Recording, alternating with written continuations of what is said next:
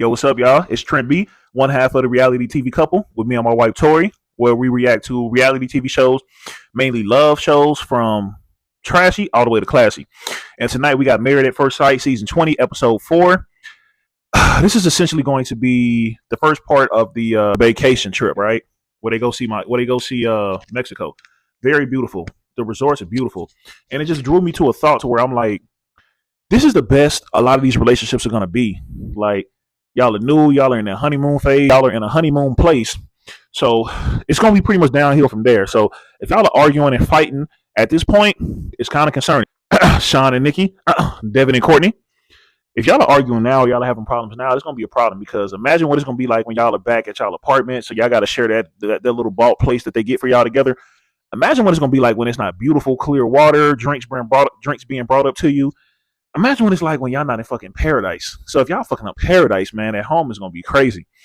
Because first with Nikki and Sean, I feel like Nikki is very good at communication. Sean is good at communication as well, but they pretty much addressed it. Their communication styles are very different. Like, I do appreciate the fact that she's telling the viewers, she told her friends. I think she told Sean that she's not attracted to him physically. So I'm glad she made that very clear to him. So Sean should know how to move, right? It's like with her, she's talking about this slow burn shit. It's like, Sean, run, bro, run. It's like at first this episode, Nikki was like just there for the vibes, right? Courtney and Nick, she's super masculine. They just seem really stiff, you know. And I don't know if it's because Courtney's like a Repub, like she seems like an old school Republican, like a Mitt Romneyite Republican, right? Where she's just very stiff and very jilted. It seemed like until she got to the bar with Felipe, and they was kind of vibing. They seemed like they was hitting it off. So I don't know, something's just off with them. I know Nick is very stilted and very kind of standoffish as well. He seems boring, but I know he wasn't like that on Perfect Match. But I do think it's funny when they had a meetup. He was kind of comparing the couples and treating it like a game show, and it's like that's like Perfect Match, the circle type of vibes. I just think that's kind of interesting how he looked at the shit, right? It's funny. Nobody had sex yet, which is interesting. I thought Tori and Felipe would have been the ones that would have did it, or Joey Bosa and Sydney Sweeney, Devin and Courtney. I thought they would have went the whole distance, right? But apparently no cheeks for anybody on the first night. Completely cool, right? Courtney, that slow burn shit, that's interesting. I thought only the sisters said that on Love Island when they're not feeling you. To say that to Devin, Joey Bosa, he's arguably one of the better, more attractive guys on the show. So it's kind of weird. You trying to play him like he's fucking Sean or something. It's just strange how she's doing it.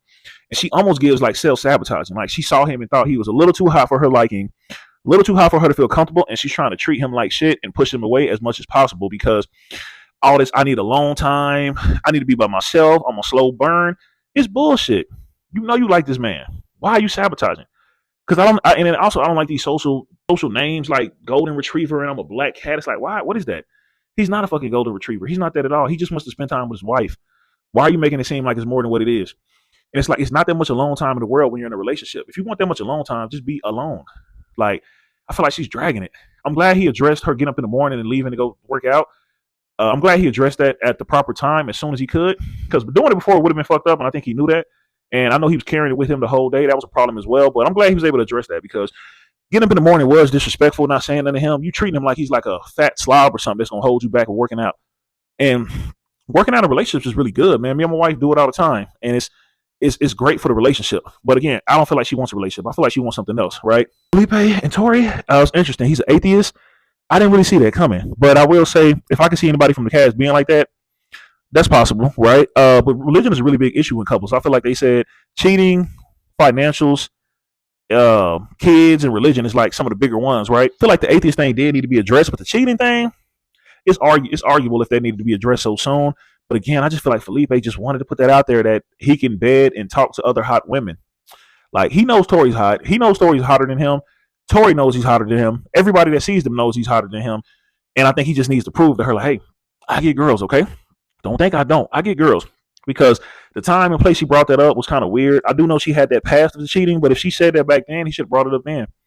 I just think, again, he just has a point to prove that he gets girls because of how his past was and being like a late bloomer. I think he just really wants to prove that. And it's just kind of interesting, right? And it turned out to be not that crazy. Kissing some girl at a club or something like that. He made it seem like he just did the whole thing. And it was just like a drunk night. Very strange. He very much blew that out of proportion. Or when she asked him if you would have any issues being monogamous, he was like,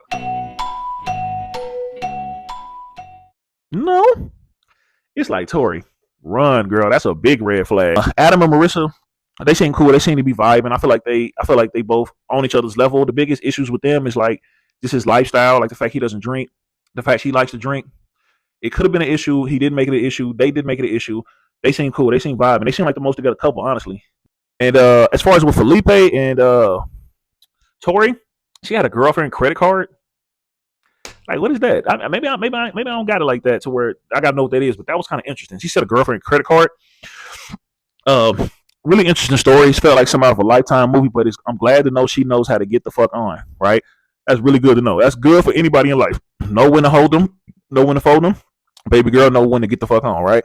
How she treats Felipe and how they go just depends on how well he treats her and how well he takes care of her. You know, this girlfriend credit card shit. Let me know she's a trophy wife. She's a and how well they stick together and how well they do it just depends when they get back home how well he treats her and how well he takes care of her. And Cameron and his girl, she's making a really big deal out of this fibroids. I know fibroids can be a big issue. I know she said she had a lot of them, but I know that's pretty common in women. A lot of women have fibroids, right? You can have the surgery to have them removed. Sometimes they may come back.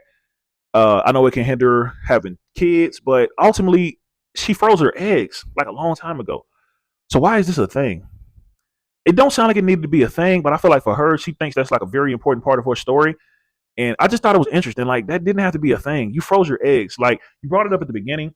You didn't bring it up then, which I thought was interesting. But how that conversation really should have been went was like, hey, I had fibroids and it's like it's kind of an excruciating pain, and I didn't really want this to be an issue with having kids, so I froze my eggs. Do you have any issues with that, or doing IVF, or in worst case scenario, maybe like adoption? None of that happened on camera, at least, right? We don't know what the edit was like, but none of that happened on camera. So are you wanting to get some kind of resolution, or are you just wanting to kind of push a storyline, push a thing? It was just weird. And Nikki and Steve Stout, they're very strange. The way he compliments her and the way he like performs and puts on, it's like strange. It's giving like gay homeboy. It's weird, right? He's hyping her up. It's weird. It seems forced. The flirting seems weird. I don't know. He just seems weird with girls. Like it's awkward. I don't know if it's just because he knows she don't really like him, or if that's just how his riz is. But he seems strange. He seems weird. I think they needed to talk about the body types. She does have a great body for 46. She looks good. She puts pride into that, and he doesn't. And I get it. He seems like he really buried himself into his work. He might not have time to get up and push all that heavy shit around, right? I definitely get that. He has a dad bod. But again, Nikki, you said you wanted the nigga that made the money. So sometimes that's what you get. He's not doing no Pilates. He's not doing none of that. So he's going to lack in that area, but I do think he can pick up in certain areas, right? Like communication styles. They pretty much talked about it. His communication style is not as good as hers. He's more blunt, but he also was very defensive. Like when he asked her at the pool, he was like, yeah, so tell me by the time you could approve. It's like, nigga, what is this, an interview? Like she said. And then he kind of pushed her to give a different example, or he kind of called out. She didn't give a. It's like, bro, we at the pool chilling. Who starts an argument poolside? Like, relax, bro. Do you need to go to the strip club? Do you need to get you some, bro? You seem uptight right now. Relax. And she handled it well. Like I said before, she's HR. She knows how to de-escalate, so she brought that down, right? She didn't make it a big thing, but and it's like he's very defensive. It's like he's always trying to check her, and he's always kind of trying to check her and put her in her place or call. So you're telling me about the feelings that I didn't even express yet, or whatever he said. It's like, why are you trying to check her, bro? That's very. I hate to say it, but it's very. I know y'all ladies run that S word into the ground, but it is giving sassy, giving king sassy pants, bro. Because the big argument with them was to her telling them they're going to wait to the end of the experience. I get both sides of it. For him, I get what he's saying. It's like, damn, so you pretty much saying fuck me, but not fucking me, right? It's like you pretty much decided you're not going to have sex with me, and for some type of arbitrary rule, and it's just weird. So I get what he's saying, and I get her point too. Like, I don't really know you. You're a stranger, so I'm not finna just jump in bed with you or be intimate like that until we build that up. It's just for me. I think the whole Steve Harvey-fication of things makes things awkward because he comes out with the book and talks about the 90-day rule, or whoever did it. I don't know if it's Steve Harvey, but whoever came up with the 90-day rule just made things really awkward because you're putting a certain specific date on stuff or a time frame on it, and this is supposed to be a relationship, right? So now it's like, why the 5 weeks? Why specifically? Is that just it's a number? Is that a certain amount of dates? Why that specific number? So I understand his frustrations with that, but I definitely get her side of it as well. So it was weird. Like I said, all that could be fixed with just proper communication, right? Bella, she put a lot on that kiss with Mecca. It's kind of giving performative a little bit, and it's weird because they seem like one of the more solid couples. It's just it seemed like on his end, I don't know if it's because he didn't kiss him that first night, but he seems kind of withdrawn. He seems like he's kind of holding back, and it's just weird. I don't understand it. Like Nikki was at the table, she was just vibing. But I get it. You know, they say it's the old folks say if you don't have nothing good to say, don't say nothing at all.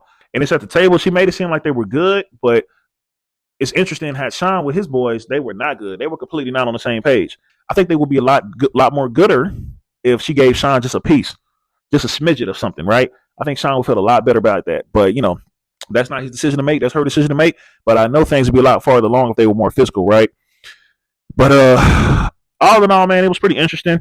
We seen couples were a lot farther along than others. The only ones that I'm feeling like are kind of really rocky right now is Devin and Courtney. I'm sorry, Nikki and Big Sean and Nick and Courtney. They're all kind of rocky right now. The other ones are doing pretty good. But now let me know what y'all think about the people down below in the couples. Who's your favorite couple? Who's your least favorite couple? Really let me know what y'all think about Sean and Nikki for real, for real. I kind of want to pick people's brains about that because they're an interesting couple right now. Y'all tell me what y'all think about episode 4. Y'all like, comment, share, and subscribe, and I'll holler at y'all tomorrow.